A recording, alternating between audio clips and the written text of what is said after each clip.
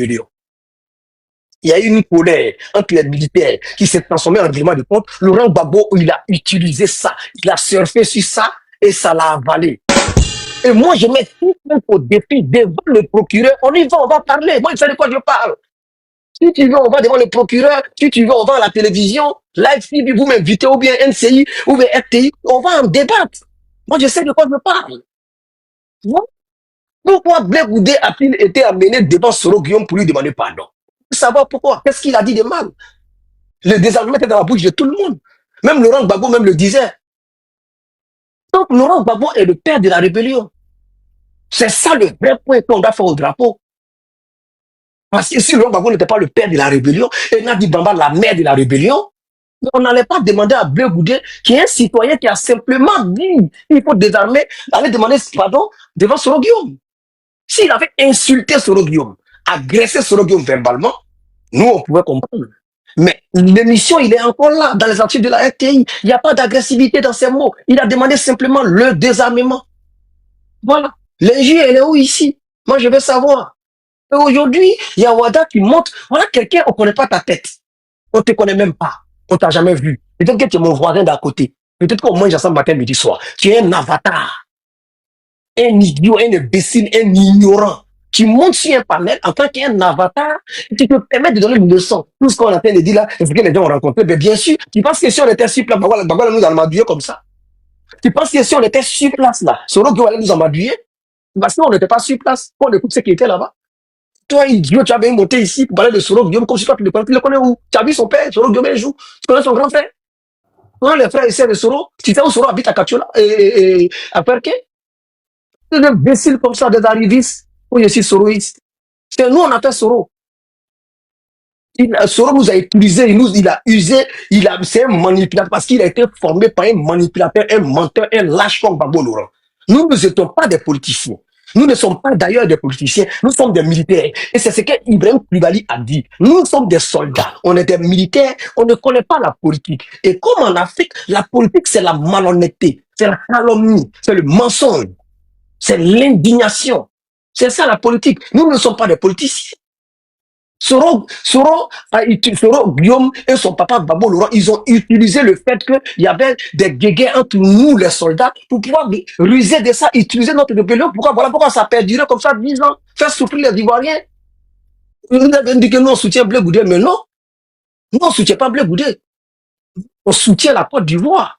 En tant qu'Ivoirien, on veut savoir la vérité. Que Nadi Bamba sorte, la concernée, laquelle sorte. Pour dire ce que Blé Goudé a dit, c'est faux. Soro Guillaume, il a entendu, il n'a qu'à faire un communiqué pour dire Blé Goudé n'a jamais demandé pardon. C'est lui qu'on a été sorti pour dire oui, pardon, il y a eu pardon. C'est lui qu'on a été à confirmer qu'il y a eu il y a eu pardon. Nadi Bamba a appelé Blé Goudé. Viens ici, c'est la reine qui t'appelle. Et elle a appelé Soro. On a une traînée qui est capable d'appeler toutes les grosses têtes du pays. C'est dans ça on était. Et c'est ça qui nous fait mal. Ça aurait été Mme Simone Elisabeth Gbagbo, elle est mariée légalement. La Constitution lui donne droit au moins de parler un peu dans le problème du pays parce que son mari est le premier monsieur du pays. Mais Nadi Bamba, là, de quel droit elle met sa gueule dans la politique de Côte d'Ivoire? De quel droit? Il couche seulement avec le monsieur qui n'est pas sa femme légale. Et c'est ce qui me fait mal. Une copine, une maîtresse, une chisa qui décide du destin de 22 millions de citoyens et les gens montent sur des panels pour faire passer ça comme si c'était normal. Si nous étions un peuple maudit, tu vas pas entendre ça quelque part si c'est pas en Côte d'Ivoire. Franchement, quoi. C'est pas le souci. Donc, fils, il y a quelque chose à rajouter, après on va donner la parole à quelqu'un d'autre. Franchement. Oui, voilà, je vais juste rajouter quelque chose pour dire, effectivement, c'est ce que je voulais dire à Wada, mais bon, comme il a fui, il est parti lâchement, et moi, je pense que c'est au modérateur d'en tirer les conséquences, parce qu'il monte, on lui donne la latitude de s'exprimer, et puis après, voilà, il descend, il s'en va, et c'est pas juste. Moi, ce que je voulais dire, c'est que le débat, il est là. Comme je l'ai dit, cette révélation-là, c'est comme la mer. Chacun vient, il paye ce qu'il veut dedans. Celui qui veut chercher crabe, il n'a qu'à chercher crabe. Celui qui veut chercher poisson, il n'a qu'à chercher poisson. Les militants du PPACI, Gbagbo doit leur rendre des comptes. Qui ils ont suivi réellement. Nous, comme vous les soroïstes, chaque jour vous êtes dans nos oreilles. Toi-même, Wada, tu entends et tu l'as toujours dit sur les panels que Soro Guillaume a fait un combat pour mettre le président Alassane Ouattara au pouvoir. Tu le dis toujours. Et nous aussi, on a toujours dit le contraire, que c'est le peuple de Côte d'Ivoire qui a mis le président Alassane Ouattara là, parce que c'est à l'issue d'une élection que le président Ouattara est sorti vainqueur dans les urnes et qu'il est là.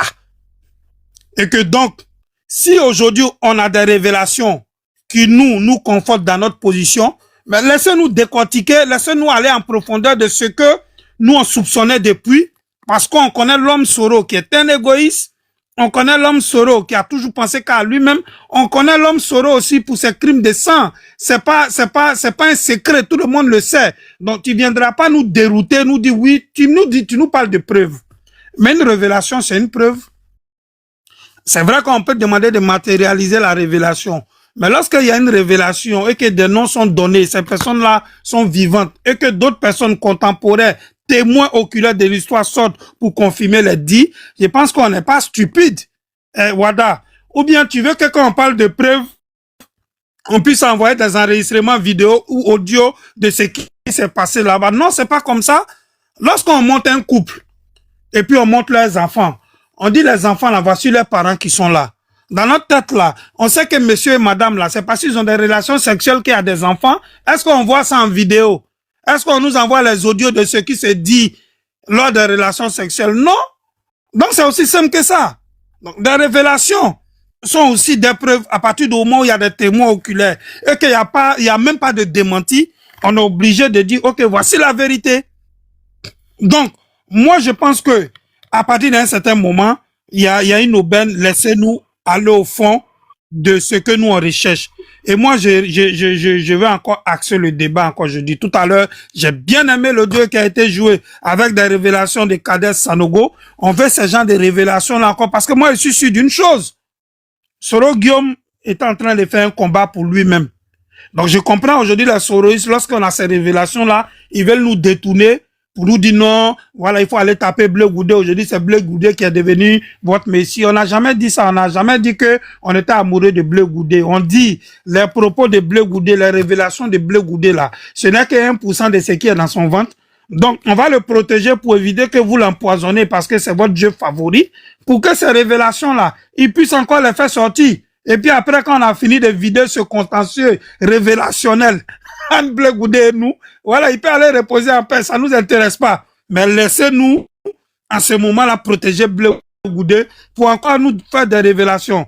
Donc, je suis content que ça se passe comme ça et je vais chuter par là pour dire à mes frères PPACI, vous avez cru que vous étiez au pouvoir en 2000. En effet, c'est le Nord qui était au pouvoir depuis 2000. On avait une femme de 21 ans à l'époque, si je ne m'abuse, qui était présidente de la République de Côte d'Ivoire depuis 2000. Donc, le président Alassane Ouattara est le deuxième nordiste à gérer la Côte d'Ivoire. Je fais mon micro. Ok, merci beaucoup, fils du noble. Merci beaucoup à toi. Et voilà, moi, je suis rentré un peu, à la mosquée. Voilà, on va encore repartir de plus belle. Voilà, je vais chuter en même temps sur les propos de Denguele. Comment ça se fait que c'est une Kija qui a dirigé la Côte d'Ivoire pendant 10 ans? Mais Denguele va poser la question à Laurent Gbagbo. Voilà, c'est celui qui a permis cela. Et donc, Denguele, ta motion que tu fais, mais va la poser à M. Laurent Gbagbo. C'est lui qui était président et c'est lui qui a permis qu'une Kija vienne diriger la Côte d'Ivoire pendant 10 ans. Une jeune fille de 21 ans, comme l'a indiqué fils du noble, vient gérer la Côte d'Ivoire pendant 10 ans. Et donc, tous ces brouhaha politiques, mais c'était naturellement visible. Et donc, aujourd'hui, nous sommes là. On est au pouvoir depuis 2000. Ok, merci fils du noble. Elle n'avait pas 21 ans, elle est dans son Ah, mais non, ça c'est. Ça là, c'est fils du noble, hein. C'est lui qui m'a dit ça. Non, elle avait 25 ans. Elle avait 25 ans. C'est lui qui l'a filmé. J'ai dit tout à l'heure. J'ai dit si je ne m'abuse, 25 ans, mais elle reste quand même la plus jeune présidente de Côte d'Ivoire. De Côte d'Ivoire, ouais. La plus jeune présidente de Côte d'Ivoire. Voilà un gars, les gens sont morts pour te donner le pouvoir. Tu vas prendre ça pour aller donner à Niéné. Gbagbo, c'est un Dieu maudit, quoi, au nom de Dieu. Les gens vont mourir pour donner le pouvoir dans les rues. Toi, tu vas prendre ça pour aller donner à la femme. Et puis c'est chez elle, on décide du pays. C'est-à-dire que même si on avait donné la présidente tournante de la CEDEAO à Gbagbo Laurent, on allait partir faire une réunion de CEDEAO chez Nadi Bamba. Ça, c'est une malédiction sous-régionale. Régionale. Une malédiction collective. Chez ta fiancée. C'est-à-dire que là, tu l'as Mohamed Rasoula. Sungurubay Abono. Là, tu l'as Mohamed Rasoula. Allah Ta'ala. Non, j'ai fait mon micro. Donc, Dengere, donc c'est la Blé Goudé, sa petite soeur, qui l'a mis à genoux pour demander pardon à Diom Soro, sa petite soeur. Voilà. Sac de piment, sac de piment. Ouais, donc, ouais, fils noble. Ouais, donc, normalement, ça nous fait 25 ans au pouvoir. Hein. On est en train d'aller pour les... D'accord, on va avancer. Voilà, parce que y a aussi Djeneba qui est monté. Il y a aussi Global qui est là. On va écouter Djeneba Global et puis ensuite on va remonter. Et donc Djeneba, bonsoir, bonjour, bienvenue. Vas-y. Voilà, il sait qu'à l'heure la Bloco n'est pas content parce que tu es monté à plusieurs buts, tu es tombé. Et comme c'est la fiancée de Bloco, vous savez, Bloco, lui, sur l'affaire de Gbagbo, je joue pas ça. Hein? Donc c'est un gore qui allait prendre Djeneba pour diriger le panel. Donc Djeneba, vas-y, on t'écoute. Hein? Merci.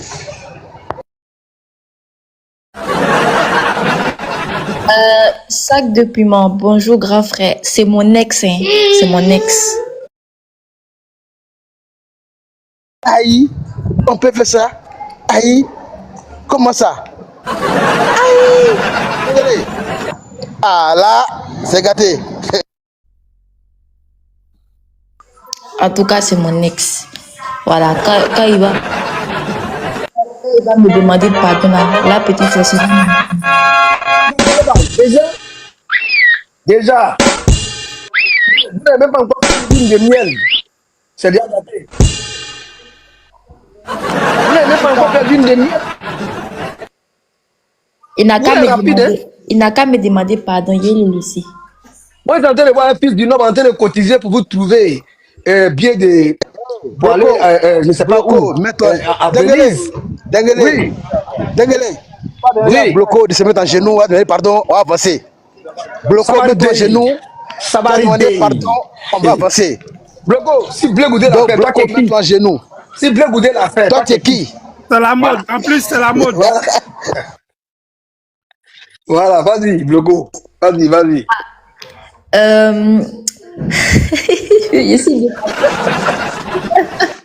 Elle est débraillée. Ici dépassé même, vraiment ici dépassé. Oh, bon. C'est ce qu'elle avait dit. En fait, j'ai regardé beaucoup de vidéos, des anciennes vidéos des militaires, des anciens combattants. Alors, Laurent Gbagbo, en 2000, guerre civile de 2002 à 2007, Laurent Gbagbo était président de la Côte d'Ivoire. Et au déclenchement de la guerre en 2002, donc son armée, ce qu'on appelait le FANCI, donc les milites loyalistes, affrontent les rebelles. Et vous avez aussi le force nouvelle de la Côte d'Ivoire, donc le FN. Donc le principal groupement rebelle formé, ils étaient formés par des soldats dissidents, des milites et aussi des anciens policiers qui prennent le contrôle d'une grande partie du nord du pays. Vous parlez, bon, j'ai entendu Guillaume Soro. Bon, Guillaume Soro, c'était une figure de prouée de force nouvelle. Il en est le secrétaire général et c'était aussi le principal porte-parole public. Oui. Il faut pas l'oublier. Allez-y regarder les anciennes vidéos. Vous verrez que c'était lui qui était le secrétaire général et le principal porte-parole public. Donc, face. Et il y avait aussi plusieurs comme zones. Il faut pas l'oublier. Il y avait le chef de zone, chef de guerre rebelle, parmi lesquels, désolé pour le dire, mais on va le dire, oui, on va le dire. Il y avait Zakaria Kone à l'époque, commandant dans la zone Vavois-Séguéla. Et vous avez aussi Isiaka Ouattara, donc surnommé Ouattaro, l'un des combattants actifs du camp rebelle à l'époque. Et si vous allez dans le profondeur, pour la guerre civile de 2002 à 2007 oppose le pouvoir de Babo et ses forces loyalistes à la rébellion FN, donc dirigée par Guillaume Soro, et des conzones comme Zakaria Kone et Isiaka Ouattara. Il faut pas l'oublier. Et vous avez aussi de 2010 à 2011, après l'élection présidentielle de 2010, on a eu ce qu'on appelle une grave crise éclate quand les résultats sont contestés. Donc, il faut pas l'oublier. Monsieur, coupez votre micro, s'il vous plaît. C'est pas c'est qui, mais coupez votre micro, s'il vous plaît. S'il vous plaît, je sais pas. Le monsieur en haut. Voilà. Donc, après l'élection présidentielle de 2010, une grave crise éclate quand les résultats sont contestés. Laurent Gbagbo refuse de céder le pouvoir malgré la proclamation de la victoire de son adversaire, donc Papa Ado. Alassane Ouattara, déclaré vainqueur de l'élection par la commission électorale et soutenu par la communauté internationale du côté pro-Gbagbo, mais du côté pro-Ouattara. Mais il faut pas l'oublier que l'ex-force nouvelle, parce qu'on parle des rebelles, on mélange un peu. Vous savez, les ex-forces nouvelles transformées après les événements en forces républicaines de Côte d'Ivoire, donc la FRCI, donc chef militaire milicien pro-Ouattara. Donc il faut le dire le nom parce qu'on va pas mentir ici. On avait parmi eux, oui, parce qu'ils étaient en colère. Ils étaient en colère parce que Laurent Gbagbo ne les payait pas bien. Laurent Gbagbo les prenait en otage comme si c'était lui qui je sais pas, il les prenait en otage. Et vous avez Chérif Ousmane, donc qu'on le dit, on l'appelle parce que certains l'ont dit que c'était un ex-chef rebelle, mais il y a pas de souci, implique dans la bataille d'Abidjan. Donc vous avez Isiaka Ouattara, donc Ouattaro qu'on appelait à l'époque, parmi d'autres. Mais du côté pro-Gbagbo, les milices et les forces loyalistes, les violences, répression, exactions documentées, on a vu tout ça. Mais la crise a entraîné la mort des milliers de personnes, des exécutions massives, des déplacements internes et des crises graves. Mais quand je vois certaines qui font semblant pour venir parler, ils connaissent rien. Ils connaissent rien. Allez-y, débattez ailleurs, ne faites pas chier, vous avez rien à nous dire. Nous, on connaît. Nous, on a regardé, on a analysé, on a vu que c'était une complotiste. Mais quand je vous parle, parce que les conflits en Côte d'Ivoire résultent des multiples facteurs.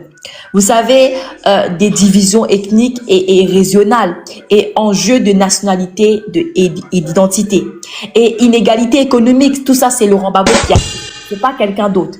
Et marche de manœuvres politiques, influence intérieure et intervention des milites. Donc, tout ça, c'est Laurent Gbagbo qui a fait. Mais il y a plusieurs acteurs. Vous savez, les dirigeants politiques, les militaires, les milices, les groupes rebelles, souvent à des moments différents, c'est une dynamique collective, pas un meurtrier unique. Non, non, non. Les responsabilités sont divisées. Voilà. Parce que il faut admettre que ceux qui se sont rébellés, parce que c'est Laurent Gbagbo qui a provoqué ça. Il l'a provoqué, il le sait très bien. Il le sait très bien pourquoi il l'a fait et il sait très bien dans quel but il l'a fait et pourquoi il l'a fait et de quoi il était là préparé et c'était quoi son but. Mais bon, c'est pas grave, c'est pas grave. Mais vous savez, la première guerre civile ivoirienne, c'était de 2002 à 2007. Il faut pas l'oublier. Après, on a eu la seconde guerre civile. Je parle bien des guerres civiles. Donc, la seconde guerre civile qu'on a eue de 2010 à 2011, où après, on a connu ce qu'on appelle une crise post-électorale de 2010 à 2011. Mais qui a organisé, la question qu'on doit se poser, qui a organisé ou déclenché la première guerre civile de 2002 à 2006? Il n'est pas compliqué. Vous savez, le déclencheur immédiat a été une attaque. Le 19 septembre 2002 par des rebelles issus du mouvement patriotiste de Côte d'Ivoire, MBCI. Alors, MBCI, que quoi? C'est un mouvement patriotiste de Côte d'Ivoire, et c'était là, c'est des rebelles, voilà.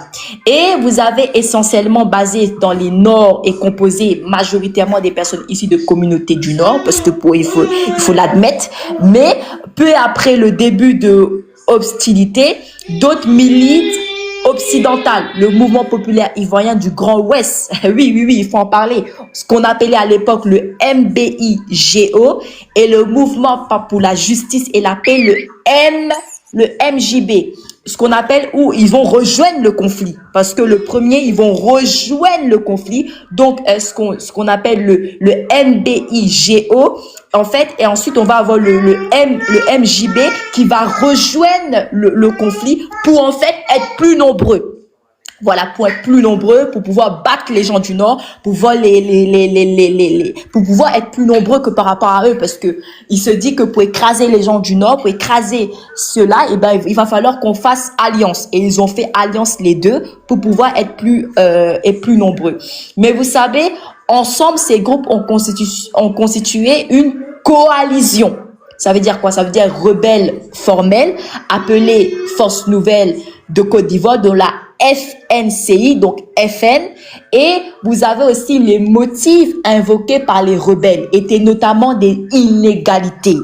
Vous savez, les rebelles, ce sont pas devenus des rebelles le lendemain, ils sont réveillés pour dire « Ah, je suis rebelle ». Non. Les rebelles donnent leurs motifs. Le rebelle dit que les motifs invoqués par les rebelles étaient notamment des inégalités, sentiments d'exclusion politique et militaire des populations du Nord.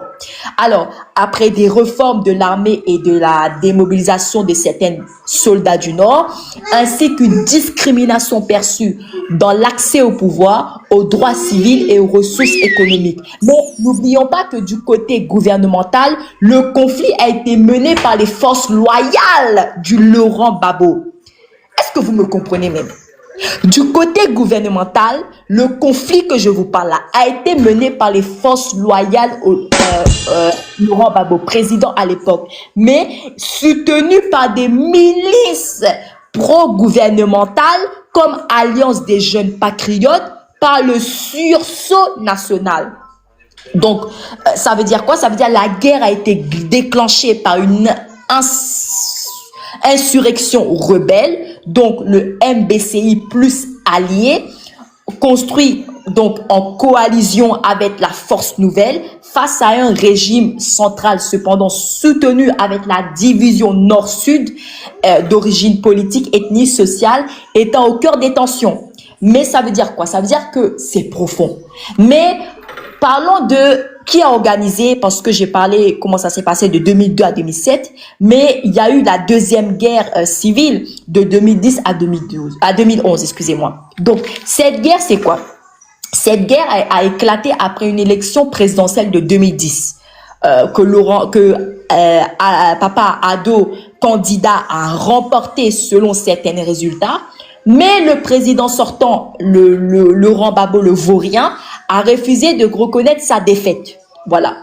Cela a provoqué une crise politique de légitimité. Ça veut dire quoi? Ça veut dire que les forces engagées d'un côté étaient les partisans de Gbagbo appuyés par l'armée de mercenaires étrangers et milices pro-Gbagbo. Et de l'autre côté, on avait les forces de l'opposition liées à Papa Ado, héritiers des anciennes de Forces Nouvelles, donc rebelles du Nord, qui se sont rebellés face à toutes ces humiliations, ont repris des armes pour contester la légitimité de Gbagbo. Mais ce conflit-là se sont ajustés à des interventions nationales. Donc la communauté internationale des forces étrangères, notamment de l'Union de Nations Unies, et de, comment on appelle l'autre là, UNOCI, et un soutien militaire de France en faveur de ce qu'ils appellent, ils disaient à l'époque Papa Ado, ont joué un rôle déterminant dans la reddition de Gbagbo à la fin du conflit. Donc, contrairement dit, parce qu'ils mentent, contrairement dit, la seconde guerre de 2010 à 2011, ça a été déclenché par un conflit post-électoral transformé en conflit armé et entre partisans de l'ancien régime et de l'opposition. avec des alliances nationales, donc anciens rebelles, milites armées et une force implication internationale. Mais vous savez, les gens viennent nous mentir. Mais retournons sur les discours comment dirais-je, de Charles Blé Goudé. Je vais terminer par là. Vous savez,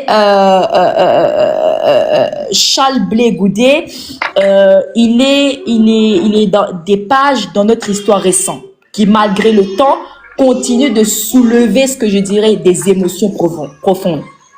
Aujourd'hui, on souhaite évoquer un sujet délicat, un sujet qui appartient à notre mémoire collective. Vous savez, les erreurs que certains de nos patriotes attribuaient à Charles Blé Goudé, des erreurs que pour diverses raisons certaines Ivoiriens n'ont pas oubliées. Vous savez, Charles Blé Goudé est une figure manquante de notre paysage politique. Hein. Son parcours est intimement lié aux heures troubles que notre pays a traversées.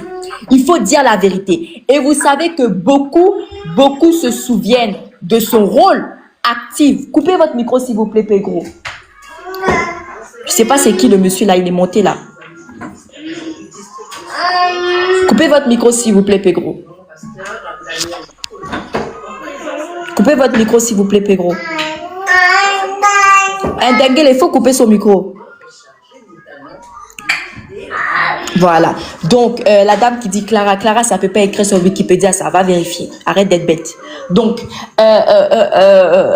vous savez, Charles Blé Goudé, il a été une figure, comme j'étais en train de le dire, manquante de notre paysage politique. Son parcours, comme j'étais en train de le dire, est intimement lié aux heures troubles que notre pays a traversé. Beaucoup se souviennent de son rôle actif au sein des mouvements des jeunesses, du ton passionnant de ses discours et de l'énergie qu'il a insufflé à une génération entière. Il faut regarder un peu ses meetings. Vous allez voir que c'est un homme très dur dans ses propos, mais cette énergie parfois a débordé. Et pour certains Ivoiriens, ces débordements ont laissé des traces. Oui. Et moi, je le dis sincèrement. On se souvient de la crise de 2010 à 2011. Période douloureuse pour notre nation. Durant ces moments-là, vous allez voir que les paroles et les actes des nombreux leaders, y compris Charles Blé Goudé, ont contribué à enflammer un climat déjà fragile. Donc, pour certaines femmes, ils ont vécu cette crise dans la peur, dans la perte ou dans l'incertitude. Donc, les images de violence, d'affrontement et de division demeurent vivantes. Et même si la justice internationale a blanchi Charles Blé Goudé des charges qui pesaient contre lui, donc les souvenirs, on ne le juge pas, il se vit.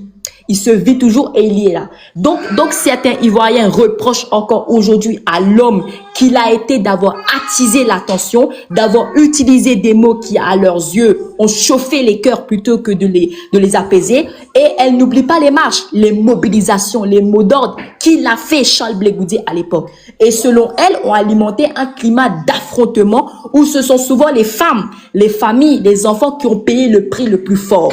Mais je vais terminer par là pour dire que Charles Blé Goudé, on n'oublie pas son passé quand même. Et je pense que il doit pas faire semblant avec nous. Je pense que sa sortie, c'est une stratégie. C'est sa manière de dire voilà, j'ai des révélations, j'ai caché des choses. Et je veux vous révéler certaines choses. Je vais vous révéler que en fait, que oui, je sais dans les commentaires, je suis en train de chauffer le cœur des opposants. C'est normal, c'est tout à fait normal parce que la vérité, on va le dire et on n'est pas hypocrite, on n'est pas des menteurs comme vous parce que vous avez passé votre temps à mentir sur Papa Ado, à le discrédibiliser, à mentir sur lui, à lui donner un titre qu'il n'est pas, à lui blâmer, en lui faisant croire que c'était lui l'homme qui a fait ces guerres-là, donc la première guerre civile et la deuxième guerre civile. Vous faites croire aux gens que c'est lui qui a fait la crise post-électorale, alors que ce n'était pas lui, c'est les gens de l'opposition et c'était les gens aujourd'hui que maintenant, que maintenant Charles Blé Goudé est en train de venir nous dénoncer certaines choses. Mais je vais dire quelque chose. Charles Blé Goudé que vous voyez là, Charles Blé Goudé, il n'est pas hypocrite, hein, en vrai. Il n'est pas hypocrite et il sait très bien le jeu qu'il a mené. Le jeu qu'il a mené avant même, quand il était... Et puis je vais vous dire quelque chose, hein. Charles Blé Goudé, il n'y a pas quelqu'un Il n'y a pas quelqu'un que lui qui soutenait Laurent Gbagbo. Il n'y a pas quelqu'un. Laurent Gbagbo est dans faux. Laurent Gbagbo est dans vrai. Il soutient Laurent Gbagbo. Il soutient dans tout. Il soutient Laurent Gbagbo dans tout. Il est prêt à... C'est qu'il est prêt. Il était prêt à l'époque à Dia pour Laurent Gbagbo. Je vous dis ça. Il était prêt à mourir. Il était prêt à laisser sa vie pour Laurent Gbagbo. Donc les opposants là, les vauriens là, les vauriens là, les vauriens là, vous avez rien à nous dire. Vous avez rien à nous dire. Nous on accepte. On accepte. Et moi je le dis. Je le dis. Chérie, il faut muter le monsieur là. Oh, il y a trop de vous montez, vous coupez mon micro. J'ai dit, je vais répéter. Si aujourd'hui, si avant là, les certains gens du Nord sont devenus rebelles, c'est à cause de vous. Je vous dis ça. Et ils ont le droit de devenir rebelles parce que de la même manière, vous les avez piétinés pendant des années. C'est de cette même manière, ils vont vous montrer qu'eux, ils sont plus maudits que vous. Il s'agit de ça. Il s'agit de ça, c'est le game. Tu peux pas avoir humilié des personnes pendant des années. Tu peux pas avoir humilié des personnes pendant des années et venir, ça veut dire que tu as piétiné quelqu'un, tu les as humiliés. Tu les as humiliés pendant des années et puis ces personnes doivent se taire. Jamais, ils vont devenir rebelles. Et je vous dis, les gens qui sont devenus rebelles au Nord, là, ils ont raison de devenir rebelles. Et je suis très fier de eux. Parce que ils sont devenus rebelles, parce que c'est vous qui a fait qu'ils sont devenus rebelles. Parce que quand les militaires se disaient qu'ils étaient mal payés, quand les militaires disaient que non, Laurent Gbagbo a revendiqué ça, voici ce qui se passe au Nord, voici ce qui se passe. Laurent Gbagbo a fait comme s'il ne voyait pas. Il a fait comme s'il ne voyait pas. Il a fait comme s'il ne voyait pas. Donc, il ne va pas venir ouvrir sa baisse-bouche pour venir nous dire maintenant que pendant des années où ils nous ont fait croire que c'est Papa Alassane Ouattara qui a fait ces guerres civiles, qui a fait ces guerres-là, et puis aujourd'hui, on est en train de voir la vérité. Vous savez, je vais vous dire quelque chose. Mon chose là, c'est rapide. C'est-à-dire que quand vous mentez là, c'est rapide.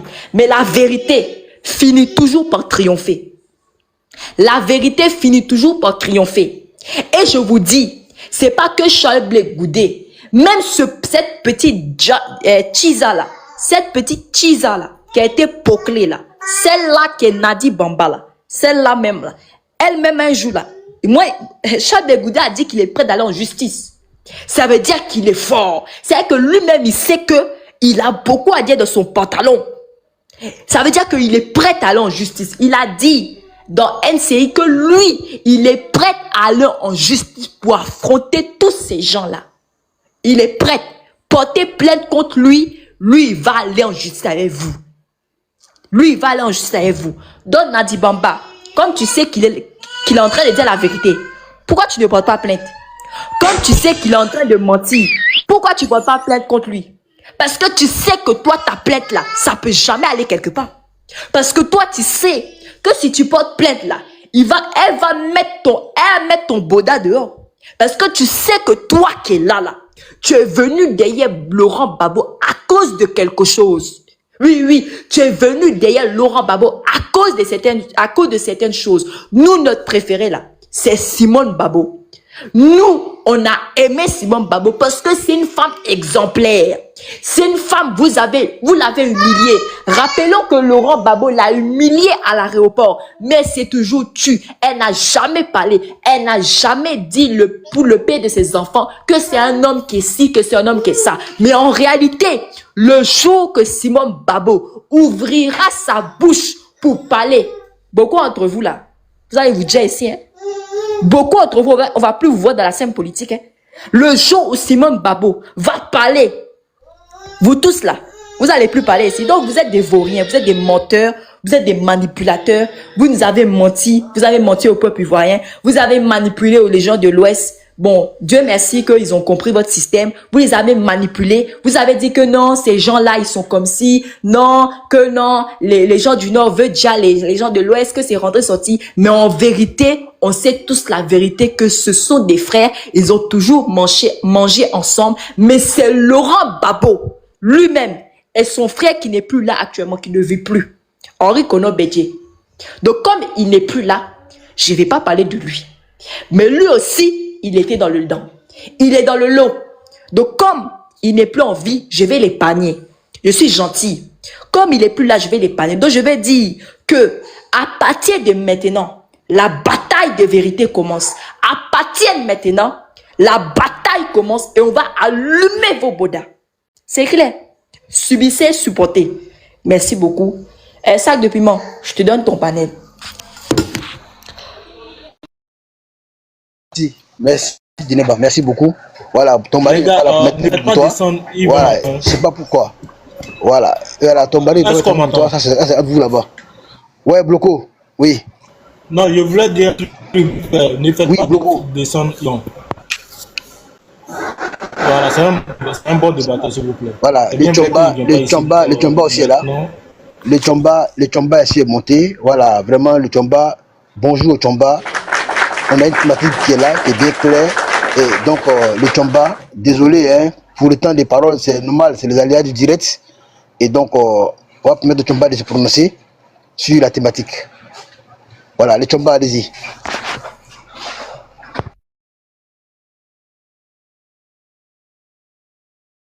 Si le Tchomba n'est pas disponible, il y a aussi la boussole qui est là, la boussole. Bonjour la boussole. Vas-y, la boussole. On t'écoute.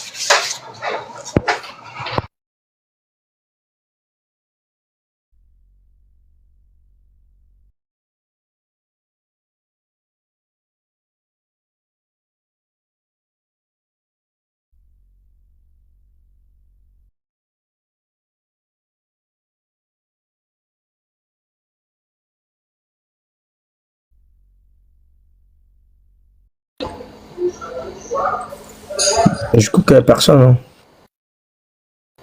Hein. Le Tchomba, c'est à vous de parler. Hein. Ah, je crois qu'il n'est pas là. Je crois qu'il n'est pas là. Béni de Il a reçu Dieu. un appel. Oui, je crois qu'il a reçu un appel. Béni de Dieu. Non, c'est au Tchomba d'abord, après Tchomba, béni de Dieu. Oui, Tchomba, il est occupé, non?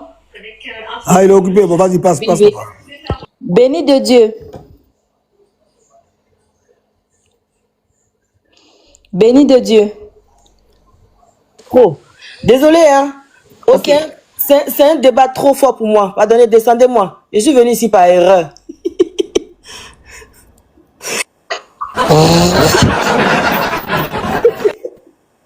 C'est trop intellectuel pour moi. Pardonnez, descendez-moi. Je suis venu ici par erreur. J'aime les bérets. Tant que j'aime les bérets, j'aime les bérets. J'aime Béret. Je suis venu ici. J'aime trop Béret, mais mon doigt appuyé quelque part où je ne sais pas pourquoi. Non, je suis rentré ici, là, trop intellectuel pour moi. Pardonnez, la politique, là. J'adore, mais je ne sais pas comment. Donnez au grand délégat chauffeur un peu. On va descendre sur Yvonne. Le bouc, c'est le bouc, la bouc quoi. Je ne vois pas tout son nom. Est-ce que le grand frère de l'éducation, tu vas chauffer, tu vas monter sur nous. Chérie, on t'entend pas, hein. Tu sais que tu bugs beaucoup, non? Voilà. Tu sais que tu bugs beaucoup, non?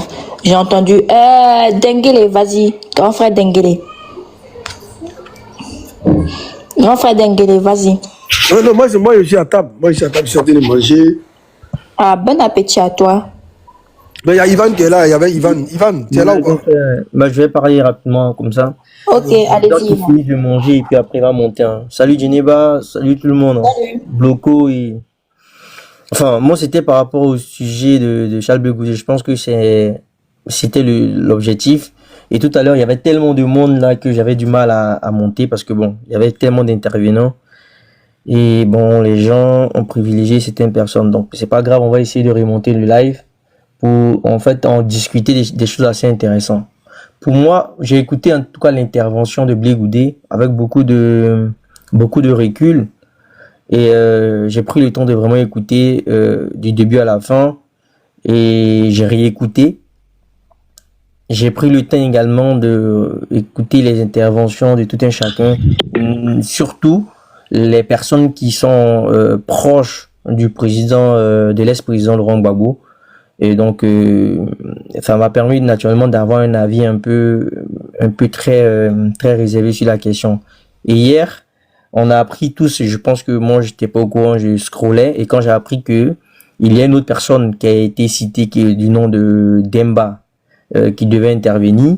Donc on a tous également écouté l'intervention de la personne qui est venue, je crois, en réponse à celle de Charles-Blé Goudé. Du coup, quand on analyse et quand on les écoute, moi je constate une chose qui est intéressante à révéler, quelque chose qui est unanime. Ces personnes-là, encore heureux qu'ils ne soient pas au pouvoir actuellement. Et moi, c'est, je pense, le message du fond que j'ai compris, encore heureux et très heureux qu'ils ne soient pas encore au règne du pouvoir. Parce que c'est quand même inquiétant quand on écoute les propos de Charles-Blé Goudé, encore de une personne qui était très proche de l'ex-président et qui est même dans les arcanes du pouvoir à l'époque, M. Demba, et quand tu écoutes encore d'autres personnes qui étaient proches à l'époque de ce gouvernement-là, on se pose beaucoup de questions de comment l'État était géré à l'époque.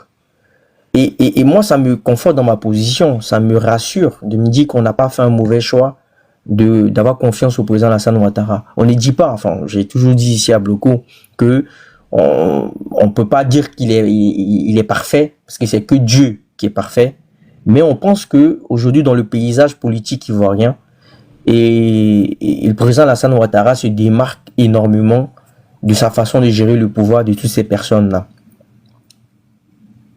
Un pouvoir, et je le rappelle aux opposants, on n'a rien contre eux, hein, ce sont nos frères ivoiriens, on aime discuter avec eux, on se dit qu'ils ont le droit d'exister dans le débat politique, mais un pouvoir ne se gère pas. Quand vous écoutez les interventions de Charles-Blé Goudé, que vous écoutez même les interventions des personnes qui soutiennent le président Laurent Gbagbo, vous comprenez que vous êtes dans l'incapacité de pouvoir vous-même déjà vous réconcilier, dans l'incapacité totale à pouvoir comprendre les enjeux qui sont propres à votre bord politique. Et comment vous voulez que les Ivoiriens que nous soyons, on vous donne la confiance pour gérer un pays? Mais c'est du désordre. Et c'est suicidaire qu'on le fasse. C'est suicidaire. Donc, j'ai écouté. Je me suis posé beaucoup de questions parce qu'à l'époque, quand on y gérait le pays, je crois qu'on était beaucoup plus jeunes pour certains, à part les plus grands qui ont peut-être vraiment participé à cette époque-là, qui ont vraiment vu.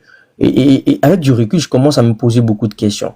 Je me dis que si c'est comme ça que l'État était géré et qu'on pouvait régler des problèmes entre les maîtresses ou un président n'avait d'autorité que par le nom et que le pays était plus ou moins géré par d'autres personnes qui étaient pas connues du grand public, mais ce sont ces personnes-là, en l'occurrence, je vais nommer le nom qui est Nadi Bamba, qui était la tenante du pouvoir et qui même organisait des rencontres, parce que je pense que la rencontre dont Charles-Blé Goudé parle, c'est certainement pas la seule rencontre qui a eu lieu, parce que visiblement, Soroguium et sa bande avaient les habitudes, en tout cas, de fréquenter le second domicile du président, de l'ex-président.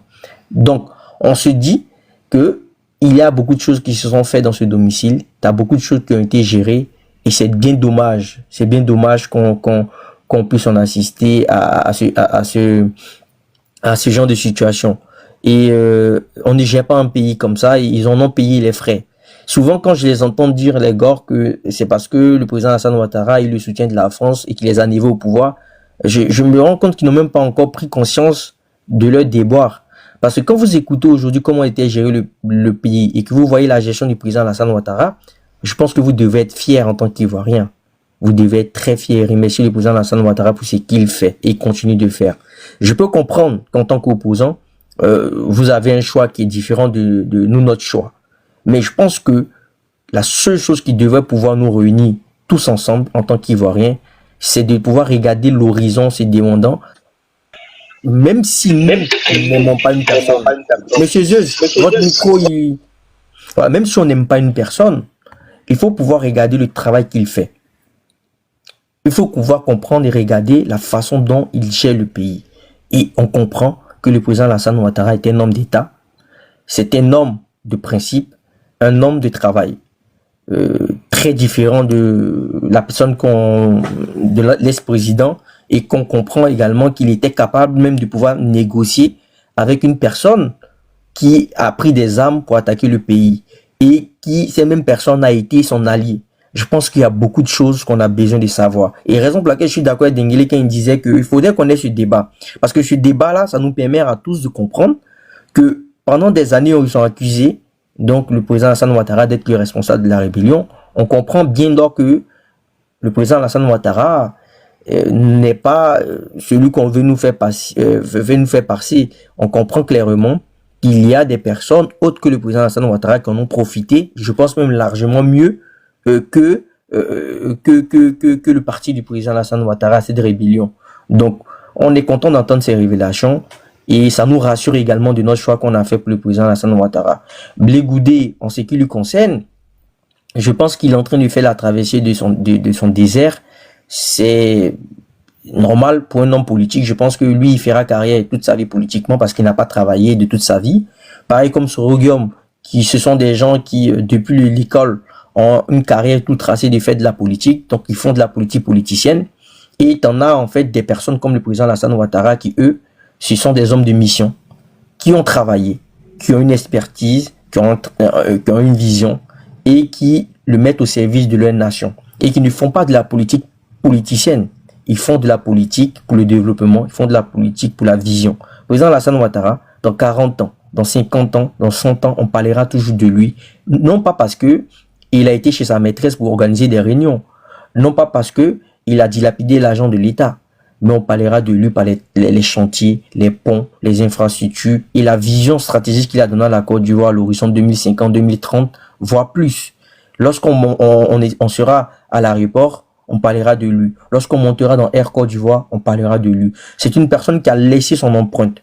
Contrairement au leader de l'opposition, qui pendant des années a eu pour seul argument le fait qu'il a été attaqué par une rébellion. Et des années après, on constate, on observe, on se rend compte que cette même rébellion, pendant la journée, qui nous faisait croire que cette rébellion était un frein au développement de la Côte d'Ivoire, la nuit, il partait dîner avec ces mêmes responsables de la rébellion-là dans des domiciles privés où il faisait des réunions, où il prenait des décisions, où même certainement des pots de vin de l'agence circulaire, où on pouvait venir faire demander à Blé Goudé de s'excuser et bien d'autres choses que peut-être les gens ne vont pas venir révéler. Donc, on s'inquiète de cette situation. Blé Goudé, s'il en a parlé aujourd'hui, je pense que c'est Dieu qui a permis qu'il parle. On en prend note, on observe, on est content. On a compris que la responsabilité de cette rébellion qu'on a voulu chaque fois faire porter au président Alassane Ouattara, à partir d'aujourd'hui, cette responsabilité-là, elle n'est pas partagée, mais on va considérer, parce que c'est pas nous qui le disons, on va considérer que en tant que l'ancien président est comptable également de la rébellion, parce qu'on se rend compte qu'il y a des liens circulaires, des liens étroits entre les anciens membres de la rébellion et lui. Donc on s'est dit, par juste une analyse simple, à partir du moment qu'un président a participé à faire des réunions avec des anciens rebelles, je pense qu'il est aussi responsable, c'est ses amis. Donc le jour qu'ils nous considéreront comme des rebelles et qu'on a pris des armes, on va leur répéter simplement que nous on n'a jamais eu à dealer avec le président Sorogium.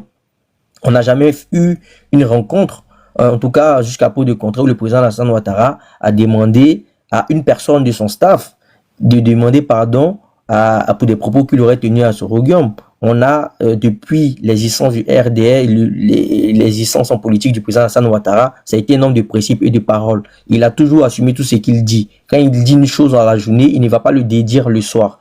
Donc, nous, on a un leader qui est charismatique, qui est vrai, qui fait des actions concrètes et qui n'est pas lié de près ou de loin à une rébellion. Il y a des gens qui ont mené une rébellion, ils sont proches du président Laurent Gbagbo. Ce n'est pas nous qui le disons, c'est le président Charles Blé Goudé qui le dit. Et ces personnes ont été proches du président Laurent Gbagbo. La preuve, on dit le sang ne trahit jamais. Sorogium, tout ce qu'il aura fait pour la Côte d'Ivoire, si vous avez remarqué, le président Laurent Gbagbo a été toujours incapable de pouvoir le sanctionner. Contrairement au président Alassane. Le président Alassane Ouattara, dès que le président Sorogium s'est rendu coupable de faire des préparations plus ou moins d'une tentative de déstabilisation, il a écarté parce qu'il n'est pas ami avec des bandits et il ne veut pas faire chemin avec des petits bandits. Contrairement au président Gbagbo qui, on comprend que son enfant Sorogium a pris des armes, malgré ça il lui a donné des milliards, il lui a donné des maisons, et il lui donne de l'argent, il lui donne même le poste de ministre. Et lorsqu'on l'interpelle de déposer des armes, parce qu'en tant qu'Ivoirien, on a tous besoin de paix, ce même président, Laurent Gbagbo, il demande à Charles Blé Goudé de venir s'humilier devant Soro Guillaume. Après, qu'il soit mis en genoux ou pas, je pense que c'est pas là le débat parce que les gens veulent jouer avec les mots. J'ai vu je vais dire son nom, Kader Jarasuba, qui est très proche de Soro Guillaume, qui m'a fait rigoler. C'est une parenthèse qui disait que oui, mais Charles Blé Goudé ne s'est jamais mis en genoux, c'est n'importe quoi. Mais quand on dit une figure de style en français, une figure de style, c'est simple. C'est que il n'a pas, peut-être pas, il s'est pas mis en genoux formellement, mais le fait de pouvoir l'avoir sermonné et lui demander de demander des excuses, c'est une forme d'humiliation. Donc, la forme qu'il utilise en disant je me suis mis en genoux, c'est pas ça le débat. Donc, ne nous noyons pas, j'ai vu qu'ils sont en train de faire les débats de forme. Le principe, nous, on retient que, il y a un moment, nous les Ivoiriens, autant en tant que militants du RADP, enfin, du RDR, on avait aussi voulu la paix. Parce que vous, les gars, vous avez passé des années à faire croire aux gens que nous, les militants du RDR, nous ne voulons pas la paix et que nous, on était des gens qui soutenaient la rébellion. Mais c'est faux. Nous aussi, en tant qu'Ivoiriens, on a toujours voulu que Soro Guillaume dépose des armes. Si vous ne savez pas, bah, le RDR a plusieurs fois fait des déclarations pour demander aux rebelles d'arrêter la guerre. Et c'est documenté, c'est visible sur Internet. Donc le RDR n'a jamais été responsable. Nous, on a toujours dit aux rebelles de déposer les armes dans un processus de paix et qu'on parte aux élections. Et ça a été, depuis le début, la feuille de route du président Alassane Ouattara. Il s'est jamais dédié. Contrairement à vous, qui avez encouragé un rebelle à faire tout et n'importe quoi, à piller la Côte d'Ivoire. Et je précise que nous, en tant que même partisans du président Alassane Ouattara, et également donc des fils du Nord, on portera même plainte dans les années qui arrivent contre Soro Guillaume et son père, Laurent Gbagbo. Parce que c'est vous qui avez détruit le Nord. C'est vous qui avez mis le Nord en retard. On n'avait pas été responsable avec vous. Vous, avec votre bande, vous avez fait n'importe quoi. Donc c'est à vous de répondre de vos actes. Vous avez mis le pays en retard. Et le président Alassane Ouattara est venu comme un sauveur pour aujourd'hui équilibrer les choses. Lorsque Soro Guillaume a déconné, le président Alassane Ouattara n'a pas hésité à l'écarter du pouvoir. Contrairement à Laurent Gbagbo, que lorsque Soro Guillaume il déconnait, on demandait aux gens de plutôt s'excuser. Donc, quand on regarde les faits, on se rend compte que est-ce que Soro Guillaume a été une fois le véritable enfant du président Alassane Ouattara? Moi, je pense que non. Je pense sincèrement et que le président Alassane Ouattara n'a jamais été le vrai père de Soro. Le vrai père de Soro Guillaume, je vous le dis, c'est bien le président Laurent Gbagbo. Parce que vous savez, quand ton enfant fait n'importe quoi, parce que tu l'aimes, tu es prêt à accepter tout. Regardez comment le président Laurent Gbagbo a tout excusé à Soro Guillaume. Il a tout excusé. Et même lorsqu'il sort de prison, au lieu d'avoir de la rancune contre Soro Guillaume, au contraire, il a une rancune contre Charles Blé Goudé. Je fais juste une analyse simple. Hein. On ne soutient pas Charles Blé Goudé, on n'en a rien à foutre. Mais c'est simple. Je ne peux pas avoir une personne qui fait de la prison avec moi pendant toutes ces années qui m'a soutenu. Et je vais en prison, même si on a des petits problèmes, et je refuse de le parler, pendant que je suis prêt à m'allier avec le GPS et les Soroïs. Deuxième chose, remarquez, les gens qui soutiennent actuellement le président Laurent Gbagbo contre Blé Goudé, ce sont les gens des Soroïs, les Soroïs. Ils montent sur nos panels ici, Dengue, vous avez remarqué, ils montent ici, discutent avec nous. C'est-à-dire qu'ils sont en train de défendre même plus le président Laurent Gbagbo que Soro. Donc je me suis posé la question, donc en fait finalement, les Soroïs, en fait, c'était vraiment les enfants de Laurent Gbagbo. Ils sont amoureux de Laurent Gbagbo, c'est-à-dire que ils étaient là, mais le sang ne trahit jamais. Ils sont toujours amoureux de leur papa. Et quelque chose ce qui se passe là-bas, ils ont un œil sur lui. Donc dès qu'on touche Laurent Gbagbo, ils sont toujours pour venir le défendre. Parce que c'est ce qu'ils font. Dans cette histoire, ils ne sont ni liés de près ou de loin. Blé Goudé est en train de s'adresser à celui qu'il considère comme son père. Mais visiblement, son père ne le reconnaît pas comme son enfant. Je l'ai toujours dit, le sang ne trahit jamais. J'ai l'impression que le président Laurent Gbagbo a toujours aimé le président Soro Guillaume. Et ça, le président Alassane a dû comprendre ça rapidement, raison pour laquelle il a préféré se détacher de cette personne-là qui est quand même dangereuse. Parce que, observez, Gbagbo n'a jamais accepté qu'on fasse quelque chose à Soro. Il lui a donné tout, maison. Les maisons que le président Alassane a retirées à Soro Guillaume, il a dit, c'est Laurent Gbagbo qui m'a donné. Les milliards, c'était le président Laurent Gbagbo. On l'excusait de tout. Encore pire, remarquez, le président Laurent Gbagbo a signé une amnistie pour toutes les personnes qui ont participé à la rébellion. Mais nous, nos parents qui sont morts dans le Nord, on veut des comptes rendus. Ils ont mis le Nord en retard. Nous, on voulait les poursuivre. Mais le président Alassane Ouattara ne peut plus les poursuivre parce que simplement, le président Laurent Gbagbo a pris un décret pour amnistier ces personnes-là. Donc aujourd'hui, qui est le véritable père de la rébellion? Mais c'est vous. C'est simplement vous, le président Laurent Gbagbo et ses partisans. Parce qu'on se rend compte que le président Alassane Ouattara aujourd'hui est incapable de pouvoir les poursuivre pour les crimes qu'ils font parce qu'il y a eu une amnistie qui a été prise à l'époque. Et vu que l'État, c'est une succession, c'est qu'un décret qui a été pris, signé par l'ancien président, le président Alassane Ouattara ne peut pas aller au-delà. Souvent, j'entends les partisans du président Laurent Gbagbo qui demandent des comptes, qui demandent à ce que le président Alassane Ouattara juge les rebelles. Mais il va les juger sur quelle base? Si le papa du Soro Guillaume a vu que ses enfants ont fait n'importe quoi et que son enfant Soro Guillaume est venu expliquer à son papa que papa, on a merdé, faut nous prendre une amnistie pour qu'on nous juge pas et que son papa a pris une amnistie pour ne pas le juger. Qu'est-ce que vous voulez que le président Alassane Ouattara, qui est lui le tonton parce qu'il n'est même pas le parent du président Soro Guillaume, qu'est-ce qu'il peut faire? Il ne peut rien faire. Il ne peut rien faire. Donc aujourd'hui, cette impunité dont jouissent les rebelles au niveau de la rébellion qu'on n'a pas pu juger, ce n'est pas le fait du président Alassane Ouattara parce que les Nordus sont subis. On veut aussi des comptes. Et aujourd'hui, on a besoin d'informations. C'est pour ça qu'on est très content d'écouter Charles Blé Goudé. C'est vous qui nous avez dit que le véritable père de la rébellion, ceux qui ont profité, c'était Nadi Bamba, le président Alassane Ouattara, enfin le président Gbagbo et son entourage. Le président Alassane Ouattara, lui, tout ce qu'il a fait de mal en Côte d'Ivoire, c'est de développer le pays, c'est de construire des infrastructures, c'est de pouvoir faire qu'aujourd'hui la Côte d'Ivoire est un pays sûr. Et que grâce à lui, aujourd'hui, vous êtes capable de vous exprimer sur les chaînes de télévision sans qu'il n'y ait de problème. Et c'est ça le président Alassane Ouattara. Donc, continuez de vous bagarrer. Nous, on observe, mais on vous demandera des comptes. Que le président Laurent Gbagbo et son fils Soro Guillaume puissent enfin nous expliquer la vérité de ce qui s'est passé. Et nous, le Nord, en tant qu'enfants du Nord, de la Côte d'Ivoire en entier, parce qu'on ne va pas en faire comme si on est seulement des enfants du Nord, toute la Côte d'Ivoire a besoin que le président Laurent Gbagbo et le président Soro Guillaume répondent de leurs actes. Parce que cette rébellion, nous, on l'a toujours condamné au RHDP, parce que les gars font comme s'ils ont été les plus meurtris par cette rébellion. C'est faux. Le RDA a toujours condamné la rébellion. On a toujours demandé à Soro, comme c'était lui et son père, on lui a dit, va voir ton papa déposer les armes. Parce que nous, on avait compris depuis longtemps que c'était un jeu entre vous. On a simplement dit à Soro, écoute, tu es un enfant de Korogo, on n'a pas de problème avec toi. Vu que c'est ton père qui est Gbagbo, dépose des armes, réglez vos problèmes et nous, on veut aller aux élections. Et ça a été tout ce que le RDA a dit. Donc, nous, on n'a rien à voir avec la rébellion. Il y a eu certainement une approche à un moment donné, parce que Soro Guillaume nous a toujours fait croire qu'il se battait pour les intérêts donc du Nord. Nous, on n'en avait rien à voir là-dessus. C'est pour cette raison que le RDR, et c'est toujours RDR, et Soro Guillaume a dit lui-même qu'il n'a jamais eu des cas de militants du RDR. Par contre, ça a été toujours documenté que celui qui a soutenu Soro Guillaume à la FESI, qui s'appelle Laurent Gbagbo, celui qui a donné des bourses d'études à Soro Guillaume pour aller à l'étranger après son élection, c'était Laurent Gbagbo, celui qui a amnistié Soro Guillaume, c'est Laurent Gbagbo, celui qui a donné les milliards à Soro Guillaume, c'est Laurent Gbagbo. Donc, qui est le véritable père de la rébellion? Je pense sincèrement que ce n'est pas le président Alassane Ouattara. Blé Goudé, aujourd'hui en train de payer les dommages, c'est comme un enfant qui aime son père, mais son père ne l'aime pas parce que parmi les parents, il y a un enfant préféré. Et Blé Goudé aujourd'hui, c'est ce qu'il vit. C'est que c'est un rejet. C'est que Blé Goudé se rend compte que pendant toutes ces années, le véritable amour du président Laurent Gbagbo n'a jamais été Charles Blé Goudé.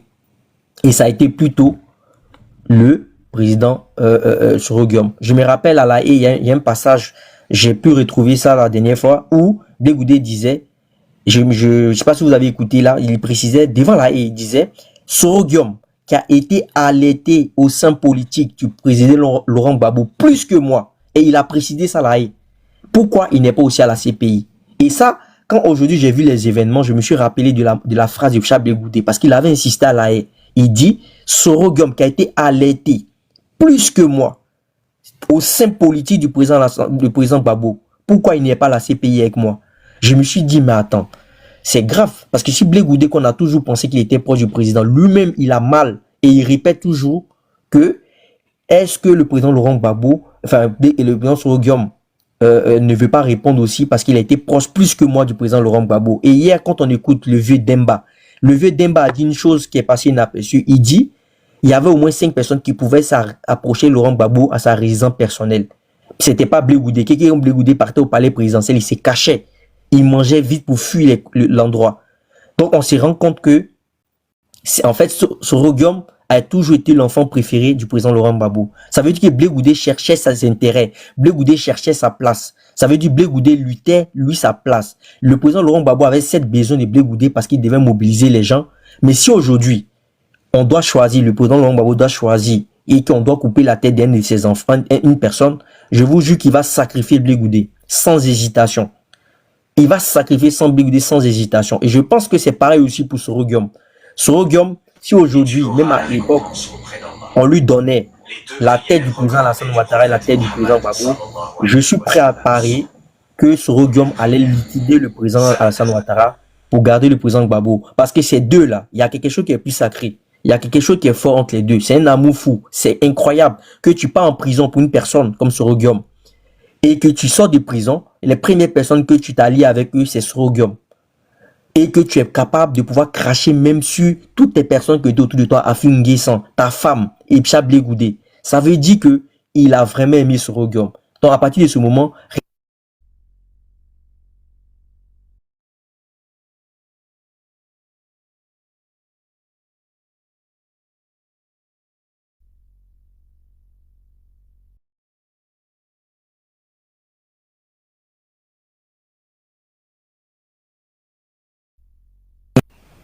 je crois qu'ils ont coupé mon micro. Allô?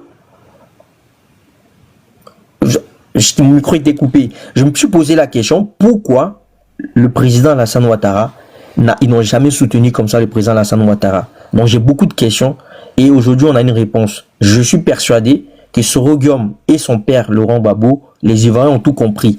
Et je pense que même les partisans du président Laurent Gbagbo vont commencer à réfléchir avec les faits dans le passé. Parce que c'est impossible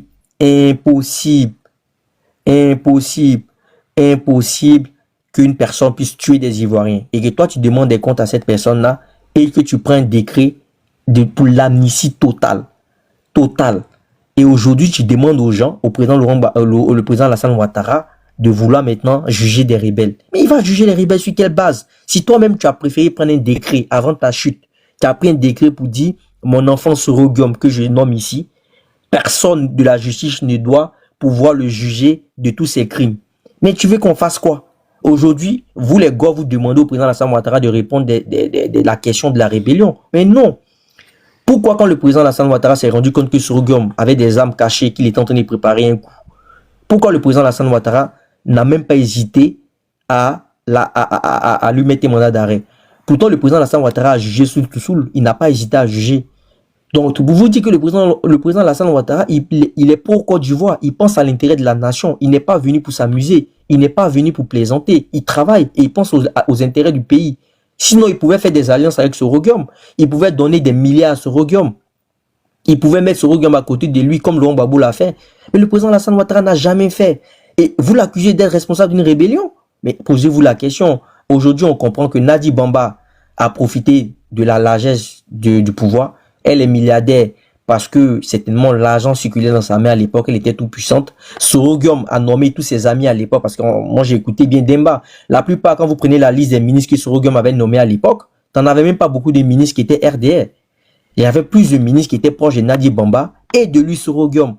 Et quand on se rend compte que toutes ces personnes-là étaient proches de Nadi Bamba, donc on comprend également pourquoi Nadi Bamba et Soro-Guillaume aujourd'hui ont une alliance qui permet naturellement de pouvoir gérer le président Laurent Gbagbo. Donc ça, c'est entre lui et ses enfants. Notre père, c'est le président Alassane Ouattara. Notre vision, notre modèle, c'est le président Alassane Ouattara. Et on va pas perdre le temps avec ces personnes qui ne comprennent pas ce qu'on appelle avancer pour le pays. Continuez de vous bagarrer. Le président Alassane Ouattara a 5 ans de mandat. Il a des projets qui sont prioritaires qu'on est en train de mêler. Pour nous aujourd'hui, vu que les élections sont finies dans les législatives, le plus important pour nous, c'est de comprendre, puisque c'est la fin du mandat du président Alassane Ouattara, et vu qu'il est béni de Dieu, il est en train de partir après ces 5 mandats-là avec la vérité. Vu que la vérité aujourd'hui, c'est qu'il n'a jamais été le responsable de la rébellion et que la rébellion a été gérée par un père et son fils qui malheureusement ne s'entendaient pas à l'époque. Donc le fils capricieux qu'il est, en l'occurrence Soro-Guillaume capricieux, il a voulu avoir des histoires avec son père, il s'est fâché avec son père et donc il a décidé de pouvoir se rébeller.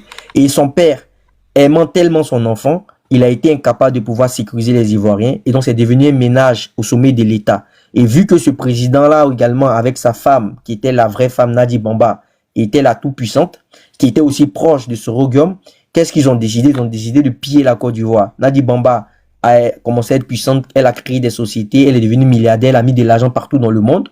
Ce président-là, il se faisait convoquer dans la résidence de Nadi Bamba, à tel point que son parti politique n'avait même pas de siège. C'est-à-dire, quand tu les écoutes, les cadres de son parti politique, tu te demandes, mon Dieu, comment ces personnes arrivent à gérer un État avec autant de désordre. Aujourd'hui, quand vous voyez comment le pays est géré par le président Alassane Ouattara, vous êtes jaloux, ça vous fait mal. Et comme ça vous fait, tellement vous avez mal, vous l'accusez d'être responsable de tous les problèmes. Il a encore 5 ans à faire. Et nous, on va le soutenir pour ces 5 années-là pour que la Côte d'Ivoire avance. Et je le répète, on n'a rien contre vous les opposants. Aujourd'hui, vous commencez à comprendre qu'il y a une différence entre un chef du village, un chef des quartiers et un chef d'État. Le président Alassane Ouattara, il a la carrure d'un chef d'État. Le président Laurent Gbagbo, avec tout le respect que j'ai pour son parcours politique, parce que nous, RDR, on respecte les gens. On sait qu'il a un parcours politique, on n'a rien contre lui parce qu'à un moment de son parcours politique, on s'est allié avec lui. Il a un parcours qui est quand même bien, mais on dit simplement qu'aujourd'hui, il ne répond plus aux standards de ce que les Ivoiriens veulent. Il a géré un pays à sa façon. Il s'est bagarré avec son fils Roguium. Les deux ont divisé le pays pendant près de 15 ans. Ils ont foutu le bordel parce que c'était entre un père et son fils. On en a subi les conséquences, nous tous, en tant qu'Ivoiriens. Et aujourd'hui, on se rend compte que c'était un problème entre père et fils. Courage à vous. Nous, les Ivoiriens, on a avancé. J'espère que vous allez continuer toujours à régler vos problèmes. Mais nous, les Ivoiriens, on ni oublié ni pardonné. On retient juste que vous n'avez pas été un dirigeant à la hauteur. Vous avez ramené des problèmes de couple au sommet de l'État. Et le président Alassane Ouattara est venu en 2011 pour régler tous ces problèmes-là. Aujourd'hui, Manchallah, par la grâce de Dieu, on avance. Le pays avance. Les choses se passent bien. Donc, on est fiers du président Alassane Ouattara. Et on fait un appel pour chuter aux partisans de l'opposition qui comprennent aujourd'hui que la situation de leur mentor est humiliante et qui veulent maintenant se rejoindre la mouvance présidentielle, le président Alassane Ouattara. On vous appelle à voter massivement les candidats donc, du parti au pouvoir, les candidats qui seront désignés par le président Alassane Ouattara, pour qu'on puisse continuer ensemble le développement. Nous, on n'est pas des personnes qui veulent instrumentaliser la Côte d'Ivoire, raison pour laquelle on n'a jamais créé des guerres en Côte d'Ivoire. Nous, on a une vision pour le pays et on en veut rassembler tous les Ivoiriens. Donc, on vous demande de soutenir et de laisser les dirigeants politiques qui vont vous envoyer dans des problèmes et qui vont vous faire taper du mur et qui vont vous créer des problèmes. On vous demande de venir simplement voir le président Alassane, de revenir donc à des idéaux de père du RDR. On vous demande de vouloir militer auprès de nous pour qu'on puisse construire cette Côte d'Ivoire dans les 5 prochaines années. Donc, si vous voyez que vos leaders politiques n'arrivent plus à satisfaire votre vision, c'est simple. On n'est pas un ennemi. Vous pouvez venir au RADP. On va vous expliquer un peu notre vision et on va marcher ensemble pour construire la Côte d'Ivoire de demain. Libérez-vous des problèmes de personnes, des problèmes de régions. Aujourd'hui, on a une Côte d'Ivoire. Le président Alassane Ouattara a une équipe pour bâtir la Côte d'Ivoire à l'horizon 2050. Là, après 2030, on a d'autres échéances. Et on a besoin de plusieurs Ivoiriens qui sont dans cette mouvance-là. Laissez le président Laurent Gbagbo dans ses problèmes de femmes. Continuez qu'il règle ses problèmes. Nous, on a besoin de vous pour construire cette Côte d'Ivoire. Parce qu'on ne veut plus de surrogates demain. On ne veut plus que des gens viennent au pouvoir pour régler des problèmes de femmes au sommet de l'État. Et on ne veut plus ce désordre. On ne veut pas aussi des histoires entre un père et son fils. On veut une Côte d'Ivoire qui pense à l'intérêt de la nation. Je le répète, si c'était le président Alassane qui était au pouvoir à l'époque, jamais un de ses enfants ou son fils spirituel ne peut se permettre de faire une rébellion. Pourtant, le président Laurent Gbagbo, n'a pas hésité à faire une rébellion contre son père. Et son père a été incapable de corriger son enfant jusqu'à aujourd'hui. Et c'est son père qui l'a amnistié. Donc aujourd'hui, tout ce qui Sorghum a, tout ce qui Nadi a, tout ce qui ces personnes-là ont, ça ne vient pas du président Alassane Ouattara, ça vient du président Laurent Gbagbo. Si le fait qu'on ne peut pas les juger aujourd'hui, ce n'est pas à cause du président Alassane Ouattara parce qu'il avait voulu les juger. Il avait voulu tirer des leçons de la rébellion. Mais le président Alassane Ouattara ne peut pas aller au-delà du décret qu'un autre président a déjà pris. Il a déjà amnistié, c'est fini. Voilà. Donc, si quelqu'un voulait prendre la parole, je vais laisser aussi d'autres personnes intervenir. Voilà, c'était juste mon mot pour rappeler. Merci pour les cadeaux et pour toutes les personnes qui veulent rejoindre le camp présidentiel, vous êtes les bienvenus. Voilà, le président Alassane Ouattara a une vision pour tous les Ivoiriens et il a démontré pendant toutes ces années de gouvernance. Il est là pour sécuriser la Côte d'Ivoire. Marie qui a des problèmes autour de nous, il a une vision et que même si et tout n'est pas parfait, on le sait, mais tout est à améliorer. Et je pense que on préfère le mieux que le pire. Et le président Alassane Ouattara, il est dans la construction du mieux. Certes, aujourd'hui, il y a des défis qui ne sont pas de notre fait, puisque dans la crise, elle est mondiale. Mais le président Alassane Ouattara fait de son mieux. Il y a des choses à améliorer et les critiques sont les bienvenues. Donc l'opposition qui n'ont plus aujourd'hui de repères, qui sont perdus, revenez à ce qui est essentiel, l'intérêt de la Côte d'Ivoire. Et aujourd'hui, le seul parti qui est capable de penser à l'intérêt de la Côte d'Ivoire, c'est le président Alassane Ouattara, c'est le RHDP. Donc vous êtes les bienvenus. Les législatives approchent. Tous les candidats qui seront désignés par le parti, votez-les. Et vous allez voir que dans les prochaines années, les projets et les visions du président Alassane Ouattara vont se matérialiser. Et la décentralisation va continuer. On a confiance en notre président. Il nous a jamais déçus. Il n'a jamais ramené ses problèmes de famille au sommet de l'État. C'est une personne qui sait faire la part des choses. Comme je l'ai dit, c'est une personne de mission. Il a été toujours une personne de mission. Et c'est une personne qui a cette vision et qui, pour nous, est la meilleure vision aujourd'hui dans le paysage politique ivoirien. Il n'y a aucune personne politique qui est capable de pouvoir avoir les skills, les compétences que le président Alassane Ouattara nous démontre.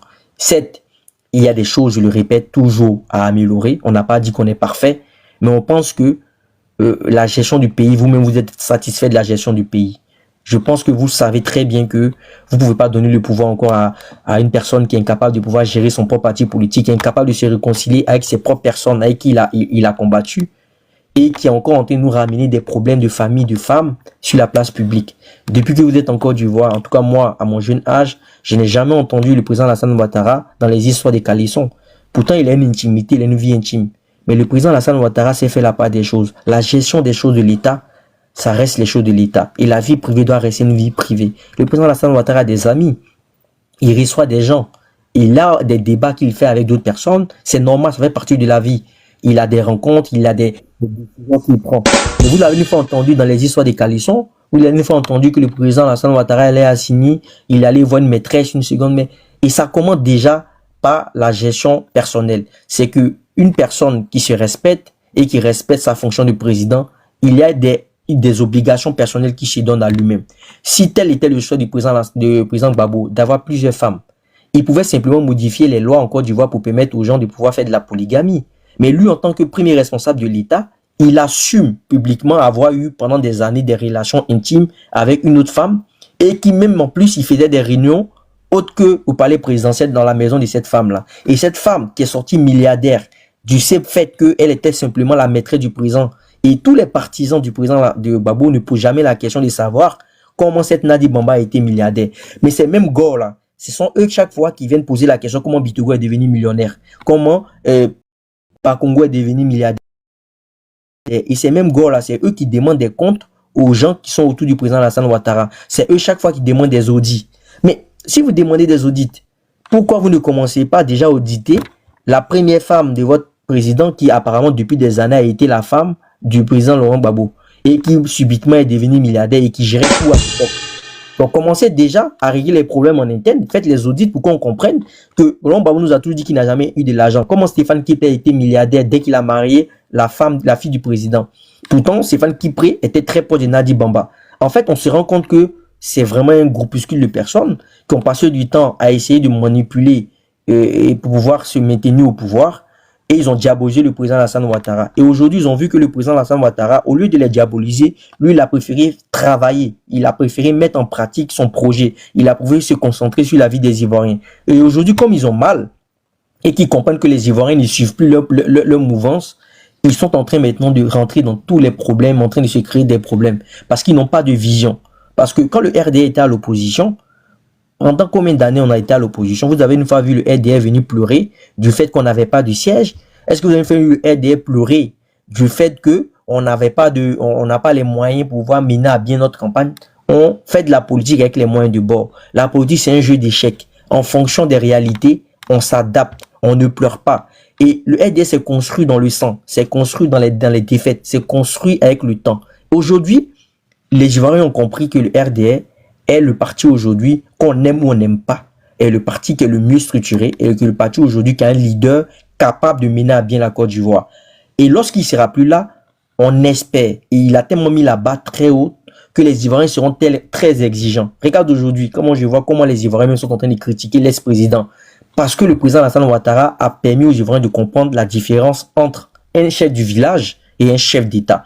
Parce que les Ivoiriens qui ont grandi entre les années 2000 ou les années 95, jusqu'à 2000, ces Ivoiriens-là n'avaient pas connu, je pense, cette façon de gérer. On a toujours connu le président Laurent Gbagbo avec tout ce qu'il a avec. Il avait son bon comportement, il avait aussi des bonnes choses. Je ne vais pas cracher sur sa personne. Parce que je dis toujours, on est au RHDP. Et c'est pour ça qu'on a toujours respecté son rang de président. Et si vous avez remarqué, les personnes qui insultent le plus sur la toile, les hommes politiques, ce sont les gars. Les gens du RHDP vont jamais insulter d'abord. On a toujours un profond respect pour les gens qui ont géré le pays. Que ce soit qu'on ne soit pas d'accord avec eux, on les respecte, on les appelle ex-présidents. On les appelle toujours par respect. Mais ceux qui ont ramené de la violence verbale dans le débat politique, c'est les gars. Ils passent le temps à insulter le président Alassane Ouattara, le traiter de diable, ils le caricaturent, ils le traitent de sanguinaire. Ils ont tellement créé de la haine dans le débat politique aujourd'hui qu'on se pose des questions. Et vous devez changer, cher gars. Aujourd'hui, vous avez compris que la personne qu'on vous a toujours présentée comme étant le responsable de la rébellion, vous êtes tombé des nues quand vous avez compris aujourd'hui, vous avez entendu une petite partie de l'histoire et que vous avez compris que même le président Alassane Ouattara n'avait pas les tenants et les aboutissants de la rébellion. Et que la rébellion, c'est une histoire de famille entre un père et son fils. Le fils est fâché contre son père, il a pris des armes et le fils a commencé à faire du chantage au père. Le père, incapable de corriger son fils publiquement, le père a commencé à donner de l'argent au fils, a commencé à entretenir son fils pour espérer que son fils puisse revenir à des meilleurs sentiments. C'est tout ce qui s'est passé. En résumé, la crise ivoirienne, c'est ça. C'est un père, Laurent Gbagbo, qui a toujours soutenu son fils dans toutes les actions qu'il a menées depuis la FECI. Son fils a fait n'importe quoi. Son père a toujours soutenu son fils. Il n'a jamais voulu qu'on ait atteinte à la vie de son fils. Jusqu'à aujourd'hui, c'est ce qu'on vit. Donc, on prie Dieu que la Côte d'Ivoire puisse avancer. Si quelqu'un veut prendre la parole, je suis prêt à vous donner la parole. D'accord. Le Shoba. Shoba, tu es là? Shoba, est-ce que tu es là? C'est pas Chouba, c'est de moi que vous parlez? Oui. Oui. C'est le Chomba. Ah oui, le Chomba. Voilà. Bonjour. Alors, je constate que la tension est un peu baissée et Sac de Piment n'est pas modérateur. J'étais là au moment où vous étiez à plus de 1000 connectés. Bon, 700 et plus, c'est quand même soutenu. Alors, Monsieur Blé Goudé n'a fait dire qu'une chose que tous nous savions. Alors, tous ceux qui savent comment ce régime de M. Gbagbo fonctionnait savaient, ce sont des choses qui étaient sûres. Mais pour une fois, elles ont été dites par un acteur principal de cette crise, ou du moins du régime Gbagbo. Et c'est là que c'est intéressant. Ceux qui n'y croyaient pas, à savoir les militants du FPI, qui trouvaient que on disait des choses fortes sur leur mentor, ont été servis. Et Dieu merci, les acteurs principaux de cette crise que nous avons connue pendant 10 ans sont encore en vie. Et M. Blé a dit qu'il était prêt à accepter une plainte. Voilà. Et au début des années 90, M. Gbagbo disait que lui, il est rentré en politique parce qu'il ne voulait pas que son pays devienne une république bananière. Alors, mais avec lui, on a eu la république bananière qu'il combattait. Il nous a servi une république bananière. Et les histoires privées ont été mises au sommet de l'État. Alors, de tout temps, les chefs se sont toujours offerts les plus belles femmes.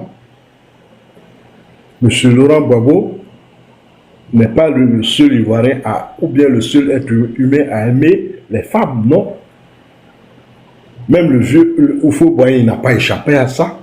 Mais ce sont des choses que chacun gère discrètement. Alors, quand on est la première personnalité de l'État, on n'expose pas sa vie privée. Alors, il y a une vidéo qui circule, je crois une vidéo qui date de l'époque Gbagbo, je ne sais pas en quelle année elle a été faite, mais on voit le doyen de la région du Nadi Bamba, comment il s'appelle, le brillantissime Lamine Fatiga, celui qui, pour moi en tout cas, était un présidentiable que malheureusement le parti unique a broyé. Cet homme est brillant. Et on voit le doyen Lamine Fatiga s'adresser à une Nadi Bamba assise avec autour des administrateurs de notre pays, des administrateurs. Je vais parler du préfet et du sous-préfet. Ce n'est pas normal. Parce que l'État de Côte d'Ivoire ne reconnaît pas la polygamie. Mais on n'a pas empêché un Ivoirien de se marier de façon coutumière. Mais la loi ne le reconnaît pas. Mais pourquoi est-ce que celui qui est le premier à incarner la loi, à incarner la République, ce soit celui-là qui se livre à de tels spectacles? Une vidéo où le doyen Lamine Fatiga appelle Nadi Bamba Madame la Présidente. Ce régime avait rabaissé notre pays.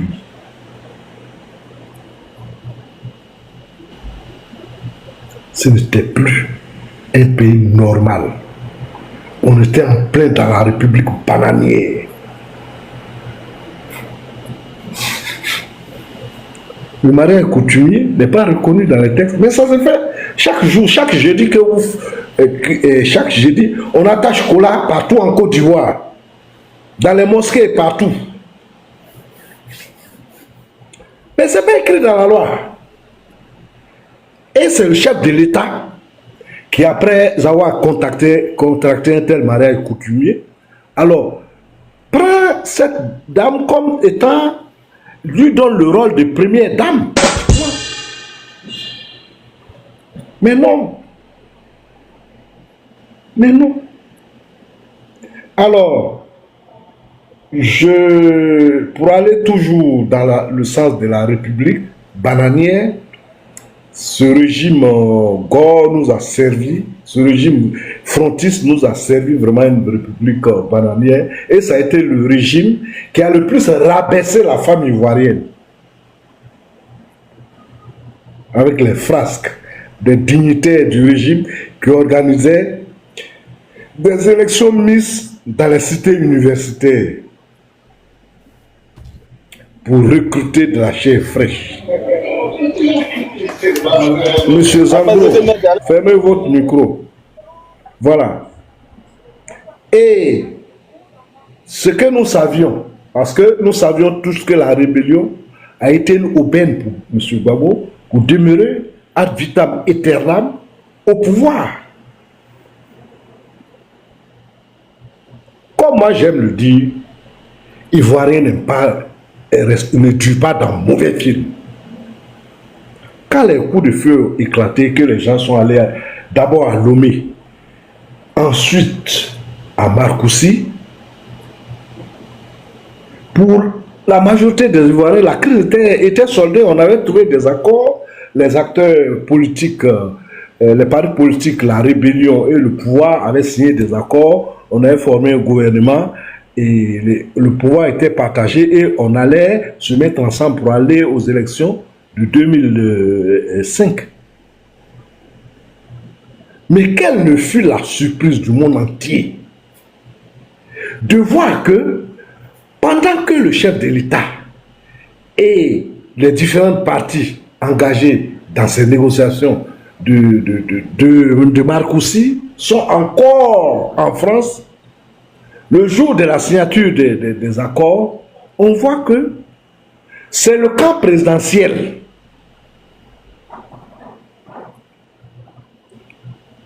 qui jette ses militants dans les rues pour dire non, pour remettre en cause les accords qui ont été signés par le premier responsable de l'État.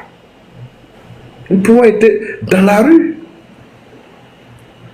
Mais connaissant ces gens-là, l'ordre est venu de Paris. Parce que l'homme a signé sans être d'accord et trouvé un moyen pour remettre ça en cause. C'est ce que ce régime nous a servi. Sinon, nous savions tous qu'après, il y avait un deal entre le régime de M. Gbagbo et la rébellion. C'est clair.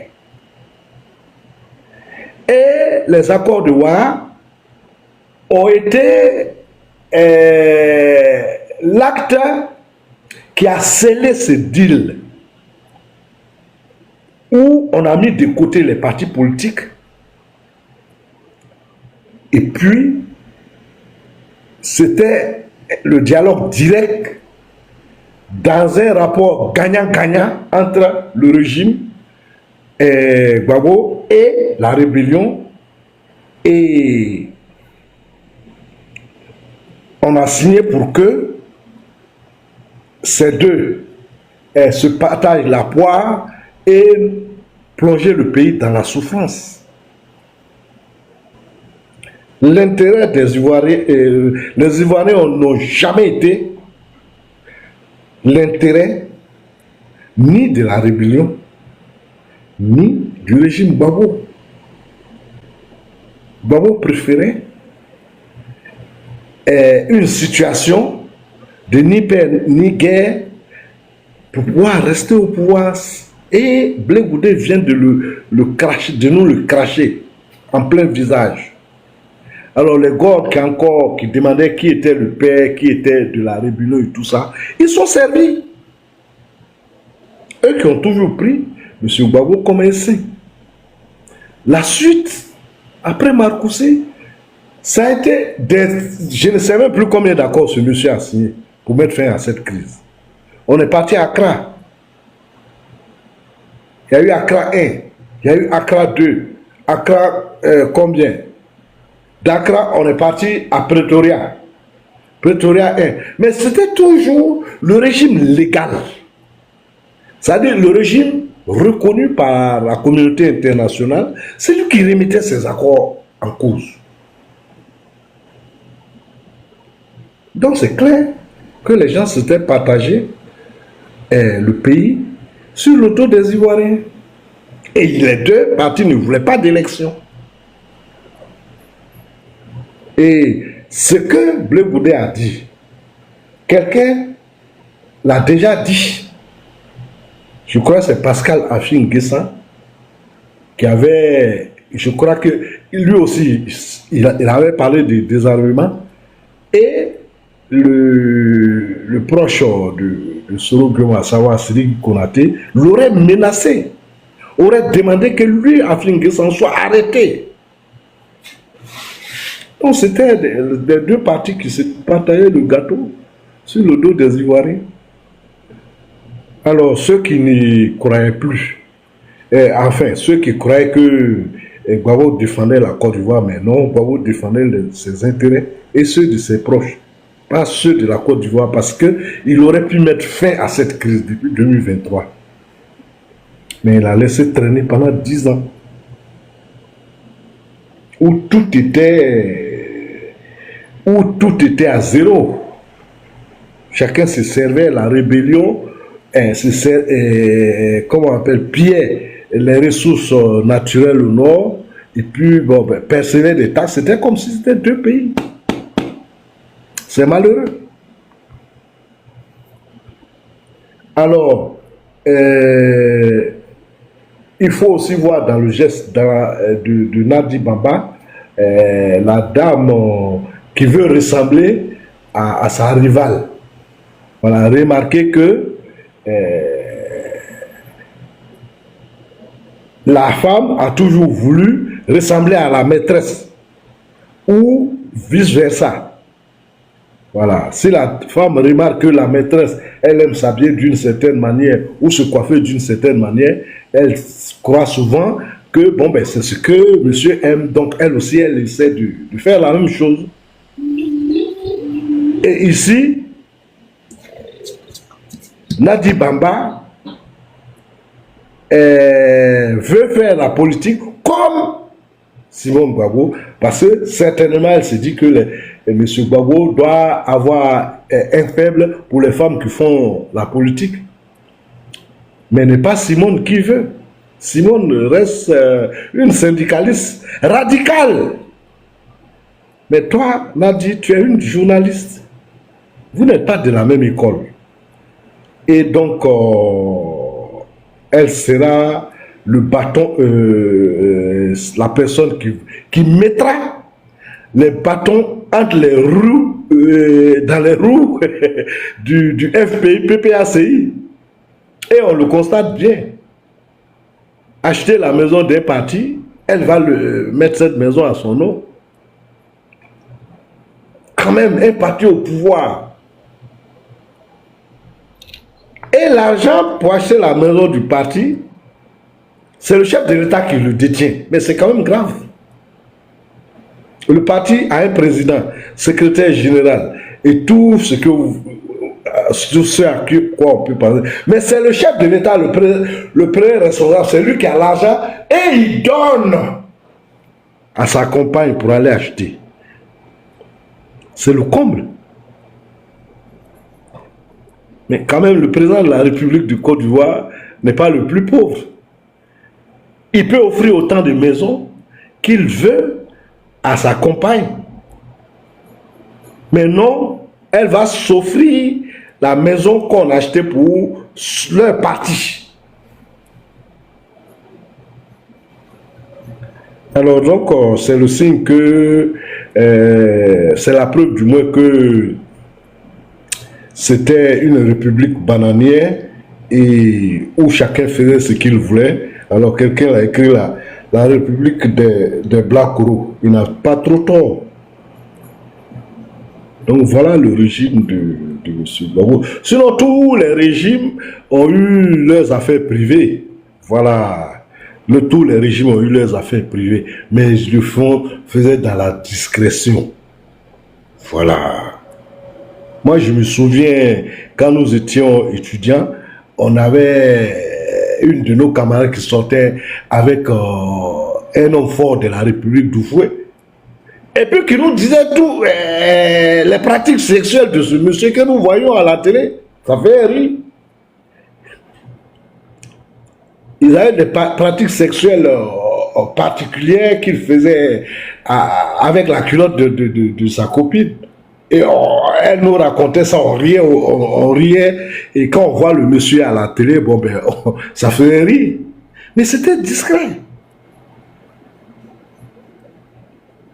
Un monsieur qui n'était pas circoncis. À l'époque, d'autres camarades nous l'ont dit, non, voilà ce qu'il fait, voilà quand on se retrouve en 4 minutes. Tous les régimes le font. Mais pour eux, c'était folklorique.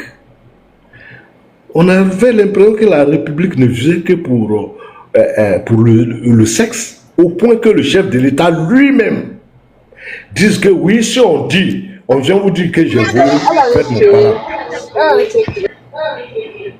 Excusez, hein. Alors, si on vient vous dire que j'ai volé, vous pouvez faire mon parable. Mais si on vient vous dire que j'ai cherché femme, ça ne fait pas mon parable.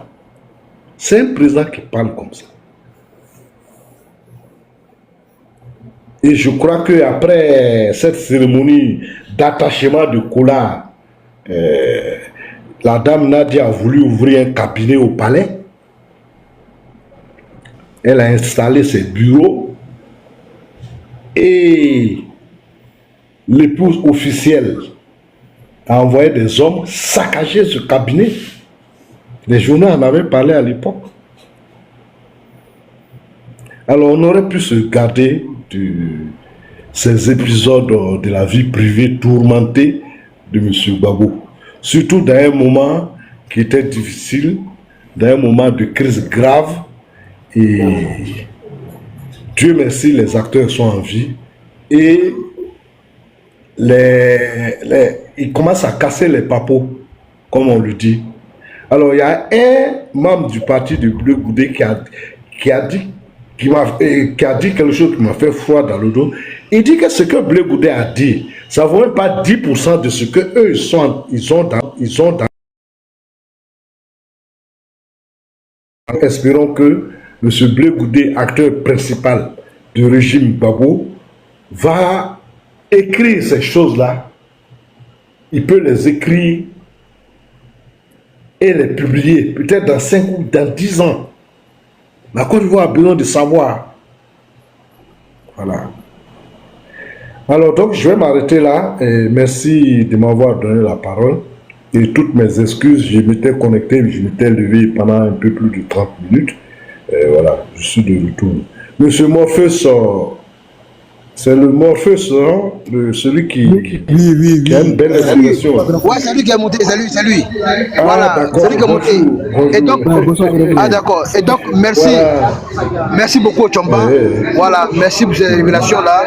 C'est toujours un plaisir pour nous. Sans des piments, c'est toi. D'écouter les Chomba. Ouais, Chomba. Et Chomba. Quand le Chomba est là, nous sommes en bas. J'ai vu que j'étais sur le panel, je n'entendais pas ta belle voix. Non, nous sommes là.